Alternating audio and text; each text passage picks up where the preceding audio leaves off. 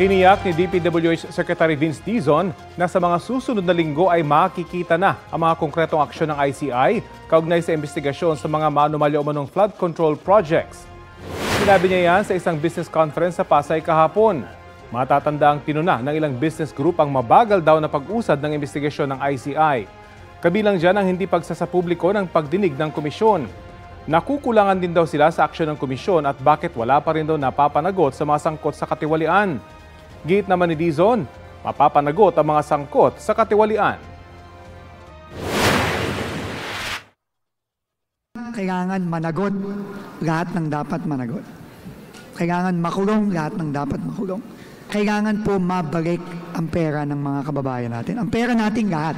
Masyadong mabagal. Ano? Yung ICI, halip na makatulong na magdagdag ng tiwala sa gobyerno, palagay ko lalo pa nakakasama dahil the way it's happening, parang wala nangyayari.